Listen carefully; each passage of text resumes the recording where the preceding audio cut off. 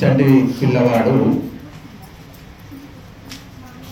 ఇంట్లో ఎవరిని చూసినా కానీ మనకి పెద్దగా ఆనందం ఉండదంట. కాకపోతే తల్లి దగ్గరకు వస్తుందంటే మనకి బాగా ఆనందపడతాడు. తల్లిని చూడగానే వాడు మొత్తం కాళ్ళు చేతులు కొట్టుకుంటూ ఇట్లా ఆనందంతో ఎగిరి గంతేస్తూ ఉంటాడు. ఎందుకంటే తల్లి వస్తుంది, పాలు ఇస్తుంది, బజ్జో పెడుతుంది, ఒళ్ళో పడుకోబెడుతుంది, ఇక మనకి ఏమేమి అవసరమో అవన్నీ కూడా చేస్తుంది. కాబట్టి తల్లిని చూడగానే వానికి ఎక్కలేని ఆనందం. కాబట్టి వ్యక్తులు అదే ఆ పిల్లవాడు కాస్త పెద్దగా అవుతాడు, ఒక సంవత్సరం గడుస్తుంది, ఇక తల్లి అవసరం కొద్దిగా తగ్గుతుంది. మనకి ఏం అవసరం అవుతుందంటే బొమ్మలు అవసరం అవుతుంది. ఇక మనకు బొమ్మలు కావాలి, బొమ్మలతో ఆడుకుంటూ ఉంటాడు. బొమ్మలు కొనిస్తే ఆనందిస్తాడు, బొమ్మలు తీసుకుంటే ఏడుస్తాడు. ఇంకా కొద్దిగా పెద్దగా అవుతాడు, బట్టలు కావాలంటాడు, నాకు సైకిల్ కావాలంటాడు. ఇంకా పెద్దగా అయితే నాకు బండి కావాలంటాడు. ఇంకా పెద్దగా అవుతే నాకు పెళ్లి కావాలంటాడు. అట్లా మనుషులు వారి వారి స్థితిగతులు, వారి వారి స్థాయిలు మారినప్పుడు వారు అనుభవించేటువంటి ఆనందము, ఆ స్థాయి కూడా మారుతూ ఉంటుంది. అందుకే సుఖము అని చెప్పారు. సుఖము అంటే ఈ సుఖము శరీరానికి సంబంధించిందని చెప్పారు. బయట దొరికేటువంటి సాధనాలు, వస్తువులు, కంఫర్ట్ ఎప్పటి వరకు ఇవి దొరుకుతాయి, సుఖం అని చెప్తారు. మరి సంతోషం అంటే ఏమిటి అంటే, సంతోషం అనేటువంటిది ఏది ఉన్నా లేకున్నా కలిగేటువంటి భావన అని చెప్పారు. బయటి వస్తువులతో వచ్చేటువంటిది కాదు సంతోషం అని చెప్పారు. అన్ని వస్తువులు ఉండొచ్చు, అందరూ అనుకూలంగా ఉండొచ్చు, ఉండకపోవచ్చు, ఎవరు అన్ని సహాయాలు చేయొచ్చు, చేయకపోవచ్చు, ఎవరు కలిసి ఉన్నా కలిసి ఉండకపోయినా ఒక్కడు సంతోషంగా ఉండాలి అని స్థిరంగా నిర్ణయించుకుంటే వాడు సంతోషాన్ని కనుక అభ్యాసం చేస్తే హాయిగా సంతోషంగా ఉండొచ్చు అంట. గోచి పెట్టుకొని కూడా సంతోషంగా ఉండొచ్చు, ఏది అవసరం లేదని చెప్పారు. సంతోషం యొక్క స్థాయి సంతోషానికి బాహ్య వస్తువులతో, బాహ్య విషయాలతో, బాహ్యమైనటువంటి వ్యక్తులతో సంతోషానికి పని లేదు అని చెప్పారు. మరి సుఖం అన్నారు, సంతోషం అన్నారు. మరి ఆనందాన్ని పొందాలి అని మనకు శాస్త్రాలు చెబుతున్నాయి. మరి ఆనందం దేనికి సంబంధించింది అంటే, ఈ యొక్క ఆనందము ఆత్మకు సంబంధించింది అని చెప్పారు. మనిషికి ఆనందం ఎప్పుడు కలుగుతుంది అంటే, ఇతరులకు ఉపకారం చేసినప్పుడు, పరోపకారం చేసినప్పుడు, ఎవరికైతే జీవితంలో కొన్ని అభావాలు ఉన్నాయో అవి తీర్చినప్పుడు, లేని వానికి పెట్టినప్పుడు, ఆ పేదవాళ్లకు బట్టలు ఇచ్చినప్పుడు, ఆకలితో ఉన్నవానికి అన్నం పెట్టినప్పుడు, ఇలాంటి దైవ కార్యక్రమాలు చేసినప్పుడు మనిషికి ఆనందం కలుగుతుందండి. కాబట్టి సుఖము కంటే సంతోషం గొప్పది, సంతోషము కంటే ఆనందం గొప్పది. ఆ ఆనందం అనేటువంటిది దైవ కార్యాలు, ఆత్మచింతన ద్వారా మాత్రమే కలుగుతుంది అని చెప్పారు. కాబట్టి చాలామంది సంసారాలు ఏమంటారంటే, మాకు ఆస్తులు ఉన్నాయి, అన్నీ ఉన్నాయి, పిల్లలందరూ సెటిల్ అయ్యారు, అందరికీ జాబ్ ఉంది, సంపాదించుకుంటున్నారు, ఎవరి బతుకులు వాళ్ళు బతుకుతున్నారు అంటే, మహర్షి దయానందుడు ఏమంటాడంటే ఇది కూడా అజ్ఞానమే అని చెప్తాడు. కేవలము లౌకికమైనటువంటి అవసరాలు తీర్చుకొని ఇల్లు వాకిలి కట్టుకున్నంత మాత్రాన మనం ఆనందంగా ఉన్నట్టు కాదు.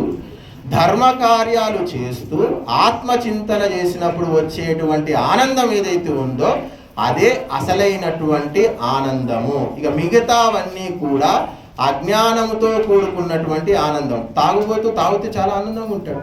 వాని ఆనందం ఒక్కోసారి చూస్తే అనిపిస్తుంది వానికంటే నేనే దుఃఖంగా ఉన్నానేమో అనిపిస్తుంది. అంత ఆనందంగా ఉంటాడు తాగుబోతులు. చాలా జల్సాగా, ఎట్లా అంటే ఇట్లా విచ్చలవిడిగా ఎగరడము, దూకడము, వాని ఆనందానికి అంతు పొంతు ఏముండదు. మరి అది దాని ఆనందం అందాము, అదే గొప్పది అందాము, అందరం తాకుంటూ కూర్చుందాము. కాబట్టి అజ్ఞానంలో కూడా భయంకరమైనటువంటి ఆనందాన్ని అనుభవించే వ్యక్తులు ఉంటారు. పంది బురదలో బొరుతుంది, దాన్ని ఎంత గుంజినా రాదు. ఆ బురదలోనే అది బాగా అటు ఇటు తిరగడము, రుబ్బుకోవడము, ఒళ్ళంతా బురద పూసుకోవడం అదంతా చేస్తుంది. దాని స్థాయి అది. కాబట్టి మనిషి యొక్క జ్ఞానం యొక్క స్థాయిని బట్టి వారు ఆనందించేటువంటిది, సంతోషించేటువంటి విషయం కూడా అదే విధంగా ఉంటుంది. కాబట్టి ఈ యొక్క శరీరం ఉంది అంటే కేవలం శరీరమే అని అందరూ అనుకుంటారు. ఈ శరీరంలో ఏముంది అంటే 1 ఆత్మ ఉంది, 2 మనస్సు ఉంది, 3 శరీరం ఉంది, 4 బుద్ధి ఉంది. ఈ 4గింటి కలయికనే ఈ యొక్క దేహము అని చెప్పారు. మరి ఈ 4గింటికి 4 కావాలంట.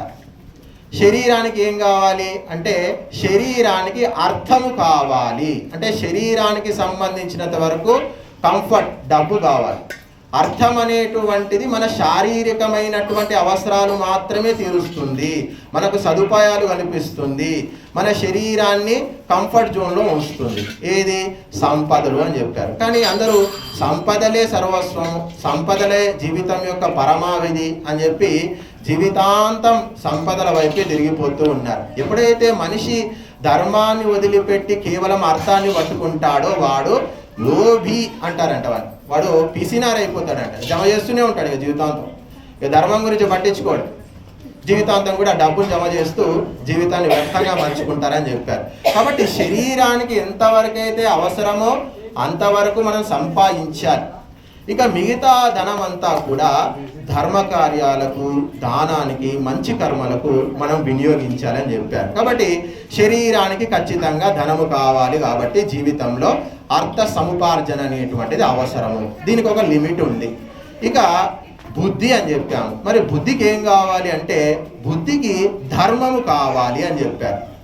శరీరానికి అర్థము, బుద్ధికి ధర్మము కావాలి అని చెప్పారు. మరి బుద్ధికి ధర్మం ఎందుకు కావాలి అంటే బుద్ధికి వివేకము కావాలి. దేన్ని వదిలిపెట్టాలి, దేన్ని పట్టుకోవాలి, ఏ సమయంలో ఏం చెయ్యాలి, విద్యార్థి దశలో ఉన్నప్పుడు మనిషి ఏం చెయ్యాలి, గృహస్థాశ్రమంలో పెళ్లి చేసుకున్న తర్వాత ఏం చెయ్యాలి, పిల్లలు పుట్టిన తర్వాత ఏం చెయ్యాలి, వృద్ధాప్యంలో ఏం చెయ్యాలి, ఏ సమయంలో ఎవరిని వదిలిపెట్టాలి, ఎవరిని పట్టుకోవాలి, ఎవరితో సంబంధాన్ని పెంచుకోవాలి, ఏ కార్యాలు చేయాలి, ఇవన్నీ కూడా ధర్మానికి సంబంధించినటువంటివి. ఇవన్నీ తెలుసుకోవాలంటే మన బుద్ధికి ధర్మాన్ని నిరంతరము నూరిపోస్తూ ఉండాలంట. శాస్త్రాలు ఏం చెప్పాయి, ఏవి అస్థిరము, ఏది స్థిరము, భార్య ఎంతవరకు పరిమితము, భర్త ఎంతవరకు పరిమితము, బిడ్డ, కొడుకు, వీళ్ళ పరిమితులు ఏమిటి, వాళ్ళు ఎంతవరకు మనతో ఉంటారు, ఈ సత్యాలు తెలుసుకున్నప్పుడు ఒకప్పుడు వాళ్ళు మనతో కలిసి ఉన్న ఆనందంగా ఉండగలుగుతాం, ఒకవేళ వాళ్ళు మనతో విడిపోయినా కానీ మనం సంతోషంగా ఉండగలుగుతాం. ఇవన్నీ ఎందుకు అంటే శాస్త్రాలు ఎందుకు చెప్తున్నాం, ఎందుకు వినాలి అంటే మనతో ఉన్నటువంటి వ్యక్తులంతా కూడా వాళ్ళ అవసరాల తగ్గట్టు ఉంటారంట. అవసరాలు తీరిన తర్వాత వాళ్ళు మనం విడిచిపెట్టి వెళ్ళిపోతారంట. వాళ్ళ మీద మోహం పెంచుకోవద్దు అని చెప్పారు. ఈ ప్రపంచంలో అత్యంత లాభాపేక్ష లేని పని ఏదైనా ఉంటే అది భార్యాభర్తల పని అని చెప్పారు. ఎందుకంటే వాళ్ళ సర్వస్వము పిల్లలకు దార పోస్తారంట. కానీ గ్యారంటీ ఉండదండి, వాళ్ళు పిల్లలు చేస్తారా, చెయ్యరా, ఆ వృద్ధాప్యంలో చూసుకుంటారా, చూసుకోరా అనేటువంటిది ఈ ప్రపంచంలో ఎవరు గ్యారంటీ ఇవ్వలేరండి. ఎందుకంటే అది ధర్మం అని చెప్పారు. త్యాగం చేస్తారు. భార్యాభర్తలు ఇద్దరు కలిసి ఏం చేస్తారంటే త్యాగము ద్వారా మాత్రమే ఆ యొక్క సంతానం పెద్దగవుతుంది, వాళ్ళు విద్యావంతులు అవుతారు, చదువుకుంటారు, కాపురాలు చేస్తారు, బయటికి వెళ్ళి సెటిల్ అవుతారు. ఎలా జరిగింది ఇదంతే అంటే భార్యాభర్తలు ఇద్దరు తమ సంపదనంతా స్వాహా చేశారు. ఈ యజ్ఞ కార్యంలో ఏ విధంగా మీ సంపదను 6-7 కిలోలు నెయ్యి, సామాగ్రి ఇవన్నీ ఏ విధంగా పోశారో వాళ్ళు అభివృద్ధి చెందడానికి మీ శ్రమను, మీ యొక్క కష్టాన్ని, మీ ధనాన్ని, మీ ప్రేమను, మీ సర్వస్వాన్ని వారి మీద కుమ్మరించారు. అప్పుడు ఆ పిల్లలు పెరిగి పెద్దగా అయ్యారు.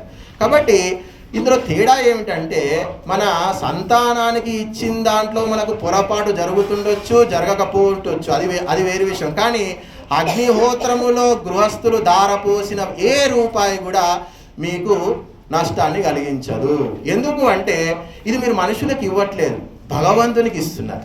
కాబట్టి భగవంతునికి వ్యవస్థలో ఏదైతే మీరు రూపాయి పెట్టుబడి పెడతారో అది నీకు 1000 రెట్లుగా తిరిగి వస్తుందని చెప్పారు. ఒక చిన్న విత్తు భూమిలో నాటండి, ఎంత అది వృక్షం అవుతుంది, ఎన్నో పండ్లు వస్తాయి. మా ఆశ్రమంలో ఒక చిన్న సోరకాయ విత్తు పెడితే దానికి 400-500 సోరకాయలు ఇప్పుడు కూడా తీస్తూనే ఉన్నాం. కాబట్టి భగవంతుని వ్యవస్థలో మనం దాన ధర్మం చేసేటువంటి వ్యవస్థ ఈ యొక్క అగ్నిహోత్రం వ్యవస్థ అని చెప్పారు. ఈ వ్యవస్థలో మనం నిరంతరం కూడా మన చుట్టూ ఉన్నటువంటి వ్యక్తులను నమ్మకుండా దైవాన్ని ప్రప్రథమంగా నమ్మాలి. ఒక భార్య ఒక భర్త చెయ్యి పట్టుకుంది అంటే, ఒక గృహస్థాశ్రమంలోనికి ప్రవేశిస్తుంది అంటే మొట్టమొదట ఎందుకు చేపట్టుకుంటున్నాం అంటే, మనం ఇద్దరం కలిసి ధర్మాన్ని ఆచరించాలి, మనం ఇద్దరం కలిసి ధర్మాన్ని సంపాదించడానికంట భార్యాభర్తను చేసుకుంది. ఇక ఆ ధర్మాన్ని కనుక సంపాదిస్తే కొడుకు బిడ్డ వీళ్ళందరూ కూడా కుక్కల్లాగా పేన్లలాగా పడి ఉంటారంట. ఏది చెప్తే అది వింటారట. నేను విడిపోను, అమ్మ నువ్వే కావాలి, నాన్న నువ్వే కావాలి, మమ్మల్ని విడిదీయకండి, మేము వస్తాము, మీరు కావాలి మీరు కావాలి మీరు కావాలి అని చెప్పి నేను చూశాను.